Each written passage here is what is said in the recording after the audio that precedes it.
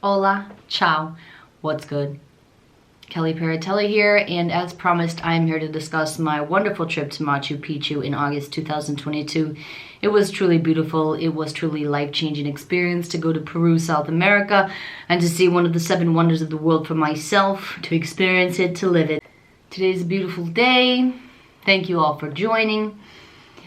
This travel vlog is going to talk about my trip south of the equator. That's right. South America actually is the total opposite of what we have here in North America. So I learned firsthand that the summertime in August is actually the winter time for them, whereas it is our summer here in the Midwest in the Northern Hemisphere. So even though it never gets very cold in Peru, it's always hot and warm. It's the rainforest. It's a very diverse climate, but it's usually always very warm. So the coldest it ever gets for them is in the 50s and 60s.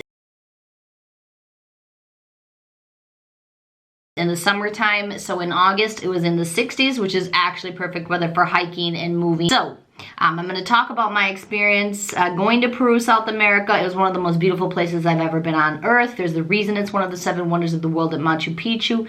It was a magical place. It was absolutely beautiful. Just picturing it in my mind and the things that happened while I was there, it was just a truly magical, beautiful experience that I'm happy to share with you. So again, thank you for joining. Thank you for giving me your time and energy here. For me to tell my story and share my experience with you, give you maybe some tips and tricks about travel and let you know what it was like for me. So, that being said, I flew from Chicago because from Michigan, where I live, the best way to get there is to hop from one of the biggest airports like Chicago or Detroit. The cheapest flights when I searched for weeks in advance through Expedia, through Kayak, through a variety of places, directly through the airline even, I looked to try and find plane tickets, and pretty much the cheapest way at that time, and it really is always changing when it comes to flights and booking flights, and the more you search, it's kind of like Facebook, there's algorithms, it's kind of like the internet, there's algorithms, it's kind of like YouTube, there's algorithms. So they know kind of what you're watching, what you're searching, and then those kinds of things start to populate for you in the future, similar to what you've already liked, subscribed to, and so on and so forth, and viewed. So when you go to search, it's the same thing on YouTube that it is on Expedia or Kayak or those airlines. That being said, once you start to search the same dates and the same times, the prices start to fluctuate because it also lets the airlines and the companies know how many people are searching for flights those days at those times, around that time, and that's what increases the value. It's like market anything else. So from where I was, there was no direct flight whatsoever. There was no one stop. The smallest amount of stops was 2 stops. And anybody who knows anything about traveling and flying is that you want the least amount of layovers as possible. You want the least amount of flights as possible, because staying in an airport for layover can suck. The food is expensive. You're sitting there doing nothing. You're just, wandering around an airport with overly priced everything, trying to find good use of your time while you're waiting for the next flights. And with everything going on in the world, they don't have workers. They don't have people to work. So a lot of things got delayed. I've never seen more delays in flights. I've been flying my entire life. I flew alone when I was young. They used to put me on a plane from Michigan to Tennessee to go see my family.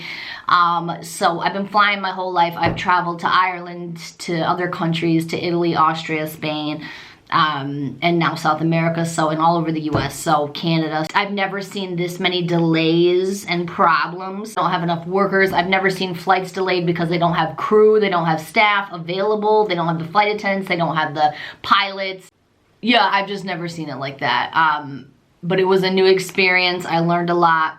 I traveled from Chicago, so there was 2 stops. So One of my best friends, one of my sisters in this life who I love, she actually drove me from Michigan to Chicago, dropped me off right at the front door, and that's the way to go. I could have taken a train from Michigan, I could have driven there myself and paid for parking, but it was cheaper and more convenient and easier to have someone drive me there and drop me off right at the terminal, so I am forever grateful to her for that. Thank you.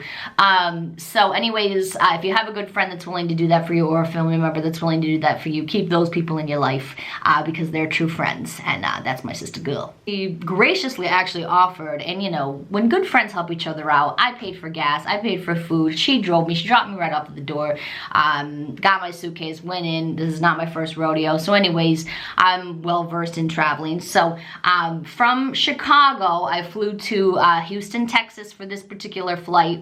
That was the first layover, so I stayed in the Houston, Texas airport. There's documentation of it and everything.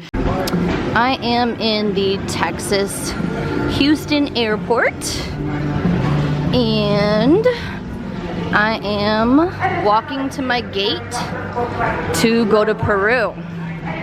That is a lot of liquor.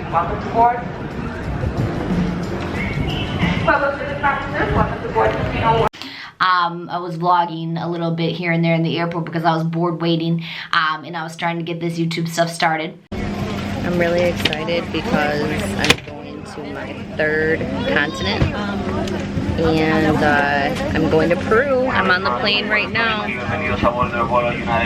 that's the flight attendant trying to get in my photo. But yeah, I'm really excited for Machu Picchu in Peru, and I gotta go. Peace, love, and respect. Then from Houston, Texas, I went to Lima, Peru, which is the capital of Peru. Okay, I have officially made it to the Lima airport in Peru. I am officially in South America. It's the middle of the night, so there's not a lot of people here, and I'm very tired. I have basically been awake for maybe 20 hours I have been awake. The good thing about traveling in the middle of the night is that there's not a lot of people, and therefore customs and security won't take very long. But I'm so tired I can barely think straight right now. And in the country of Peru, this mask is required in the airport. We have to wear the N95 mask. Shout out to Kendrick Lamar for making a song about it, because I know he really traveled, because here we are. He knows what's up because he's done it, and I've done it too, so I know. Here I am, Peru. Anyway, I'm about to take a domestic flight from Lima to Cusco, where I'll be staying in my hotel. And I'm very tired, so I'm trying to preserve my energy. But I just wanted to film this in real life for y'all. Stay tuned. Oh, by the way, this airport is surprisingly nice. I don't know why I'm surprised. It honestly looks like something from the US. Really, so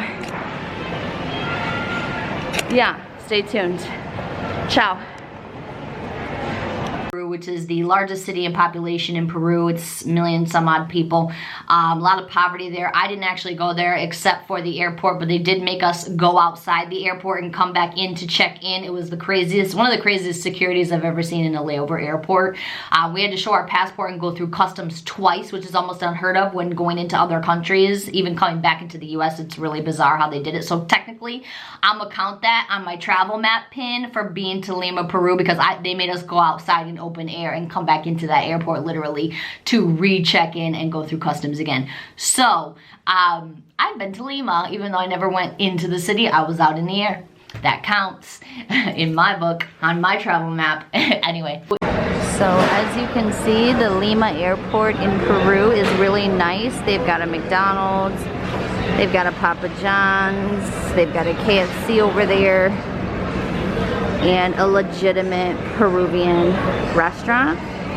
This is a very nice cafeteria. I honestly was not expecting it to be this modern, but I'm really happy that it is in Peru, because I've never been to South America. So Lima, Peru, then Cusco, which is a much smaller airport. They didn't even have restaurants, shops, no tiendas, no nothing.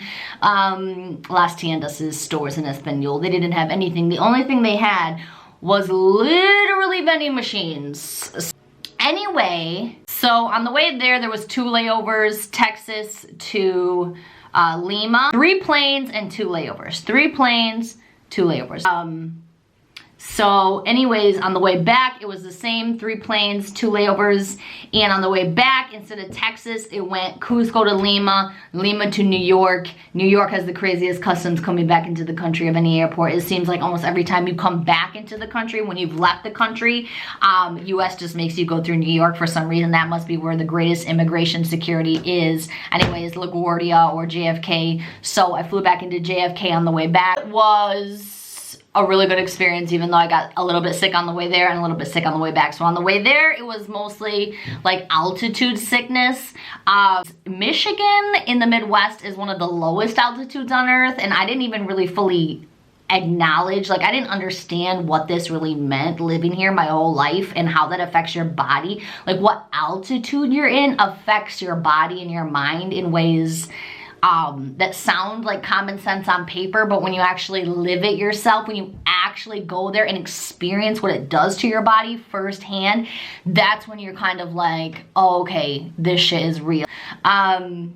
So yeah, it's 400-meter altitude in Michigan in the Midwest, and it is 4,000 altitude in Cusco, Peru, which is one of the highest altitudes on earth and is definitely the highest altitude I've ever been. I watched other people's stories, I listened to other people's travel vlogs about their experiences with the altitude sickness. And the air pressure there on your body and your brain, like in your head, is like very different than what we have in the Midwest. So the air pressure, the altitude, it can cause like nausea, dizziness, sickness, headache, dehydration, because there's less oxygen to your brain. So it's important to drink a lot of water, because water is filled with oxygen, to help you stay hydrated when you're in those higher altitudes, and to focus on your breathing, because it's harder to breathe there. So if you're somebody that has like asthma or already struggles with breathing, or you're like a huge smoker, I don't know, just be careful going there, because the altitude sickness is real. So this is Kelly Paratelli, and I am in my beautiful hotel in Cusco, Peru. That is the view, and the altitude is real. I want people to know that the altitude's not a joke, because I studied and did my research before I came on this vacation. And so I was prepared with altitude sickness medicine, and I was aware that they have the coca leaf here in Peru,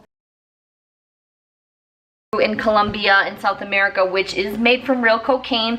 It is illegal in all of North America because it comes straight from the cocoa plant that is made to make real cocaine. So be careful, because it is a stimulant. It is very strong. It gave me a little bit of stomach issues in the beginning, but it did help with the altitude sickness. In terms of my breathing, my head congestion, a little bit of headache that I had, which is why I didn't video the first day, because honestly I was so exhausted and my body was adjusting to the altitude. And even for someone like me who was prepared and who has been to higher mountain regions before, it was very jarring a little bit on the body. So I advise that you take it easy in the beginning, you relax. I'm gonna go to the sauna and the hot tub jacuzzi today and enjoy myself, and then start walking a little bit outside just to get adjusted, to see how my breathing and my the air pressure is on my body when I'm walking. My Italian cousins have already been traveling all throughout Peru, and they sort of slowly became acclimated to the altitude, which was smart. But I flew in right at 3,400 feet, 3,400 meters, I mean, here in Cusco. So I came right into the higher altitudes from the US in Michigan in the Midwest. So it was quite an adjustment, but I've rested in this beautiful king-size bed in this beautiful hotel with the beautiful concierge and the beautiful people. There's other ways that you can help with the altitude if, you know, the cocoa tea does give you a stomach issue like me, or you just don't want to try cocaine leaves. You can try, there's this water that they have that you hold, you spray in your hands and you breathe it in, and it helps with the altitude in terms of breathing, because it is also possible here to get like a bloody nose or something from the high altitude, and this helps just clear your airways a little bit. But the people here are so friendly so far. Everyone's willing to help, and so far I've had a great experience. Peru is absolutely beautiful. After I ate my good Peruvian breakfast, I feel a lot better. I have good energy, and I'm still gonna take it easy, and then tomorrow we'll start with some more adventuring. Another thing I'll say is if you're someone that speaks a lot of languages, like I speak English, Spanish, Italian, little bits and pieces and words here and there, and you know, the universal language that we all speak. Basically, when you speak these other languages and when you travel the world and you're around other people from other parts of the world who speak various different languages, it's easy to conflate the languages, and sometimes your voice actually changes because when you're constantly in a Spanish-speaking environment or an Italian romantic language environment, you almost kind of not assimilate, but like adjust and adapt to that language, that culture, that lifestyle around you. So when you're constantly hearing that, you start to speak that way. It's like any other culture that you're immersed in. It's any other lifestyle or way of life that you happen to experience and live for long enough that you start to adopt that culture a little bit. Many people who have lived in other countries will tell you that this is true. Many people who have studied other cultures and other languages will tell you that this is true. I studied on YouTube for a long time hip-hop culture, and I began to learn another language in a way. I studied for a long time Italian people and the way they spoke, and I talked with my cousin. And after living in Europe for like a month, your voice almost changes. So in these videos, I noticed in my Machu Picchu videos when I was there, I was with my Italian cousins. I was in a Spanish-speaking country in Peru, which is mostly Spanish-speaking people. I started noticing that my voice was changing, like my natural American Midwest accent, and just the way I speak. My language here started to become a little more muffled, started to become a little more romanticized. It was rubbing off on me, so to speak. So that being said, people, like if people try to come at me like, oh, you're not being yourself, or your voice is not authentic because you sound different in these videos, that's what happens when you're speaking Spanish and you're hearing, like literally, my Italian cousins, they speak English, but some of the people that were with them did not speak fluent English. So we were literally speaking like 4 or 5 different languages at the same time. 2 or 3 of which were romantic languages that just roll off the tongue and sound a lot nicer than our harsher English, than our harsher American, whatever you want to call it, that are just sort of more harsh than the la la la, yo hablo en español language. But it started to rub off on me, and I love that because I love romantic languages and they're so beautiful, and I love learning languages. So my voice did sound a little different, and I noticed because it was the way I was talking to my cousins in Italian, the way I was talking in Spanish to all these Peruvian people. So you'll notice in some of these videos that you can hear a little change in my voice, like a little accent change. Just being there for 9 days did that to me because I was constantly communicating in Italian and Spanish and hearing those things. It just happens naturally. It really does. And people who truly speak multiple languages know that's the case. So just throwing that out there. And yeah, like I'm totally still being myself. Like it's actually who I am, to adapt and to evolve and to change into better versions of myself. Like my growth game is strong, y'all. And yeah, I have family from the South, so sometimes I say y'all, sometimes I say Midwest things, sometimes I pick up on pop culture references and I pick up on other language from other people. Like that's actually who I am, to take on new challenges. Like that's what I'm about. So yeah, definitely still being myself. Like none of this was scripted. Like all of this is just me having conversation, like real talk to the camera. Like everything I said was facts. I had a really beautiful experience at this hotel. I'm gonna make a separate YouTube video for Jose Antonio Cusco to promote that hotel, because that was one of the most beautiful hotels I've ever stayed in, and they were so hospitable, so accommodating in Peru. The people were so nice. They were so ready and willing to help. The people in the hotel, they spoke Spanish. Most people do speak Spanish, so if you're gonna go to South America, it's probably good to have some basic knowledge of basic Spanish phrases and words so that you can get around. You can navigate, you know how to ask for things at the restaurant, you know how to get taxi rides, because the people at the hotel spoke very good English, good enough to communicate with me and help me get taxi rides, book tickets, book events, gave me tips and tricks about the best restaurants nearby, where to find the ATMs, where to find transportation. So they spoke good English at this hotel. The average person in Cusco, Peru does not speak a lot of English. They may know bits and pieces of English, they may know the main phrases, the main words, but like my taxi drivers a couple of times didn't speak hardly any English at all. So luckily I know enough Espanol, yo hablo en Español, enough to get me around where I needed to go, to ask for help, to navigate, to ask where the tourist places and destinations were, to ask how much it was going to cost to get a taxi, because a lot of times in Peru they didn't take credit cards and they only accepted soles, which is their dollar. So the currency exchange rate is a real thing too that you should look up before you go on travels, to look up in that country how much the dollar is worth in their country. It kind of confused me for a long time to wrap my mind around how the currency exchange works. But I think about it like this. Okay, so $70 was 250 soles, and certain banks will do it for you even if you're not a member at their bank. Like Fifth Third will let you pay $10 and they'll give you the currency exchange. So you'll give them $70 and it might take them a couple days to order the actual money. In this case it was soles. That's their currency in Peru. It's called soles, which is very interesting because sol in Spanish means the sun, and in English we all know the soul means the spirit or the essence of life in the heart. A lot of people believe that in a lot of different spiritual practices and religions. They believe in the soul as the truest essence of who we are. And so it's just very interesting that in different languages, those words mean different things but sound the same. So we'll get to more of that stuff later. But I'm a linguist and I love learning about languages and what these things mean in different cultures. So it's just very interesting that their culture in Cusco, Peru, which is considered a spiritually high and enriching area. They actually called it the Temple of the Sun in Cusco, Peru. And in the Sacred Valley, there actually is a Temple of the Sun.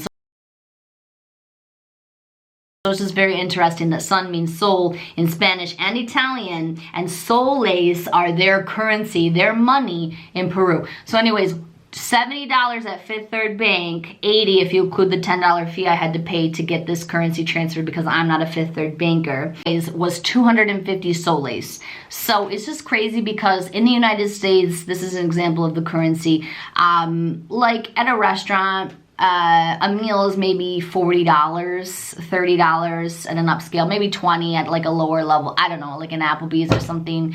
But like a Red Lobster, it's like $40 or something more. I don't know, a local, it might be more. A lot of times the food in America isn't even good quality, isn't even fresh. $70, 250 soles, literally bought me like 5 high quality, 5-star amazing meals or more.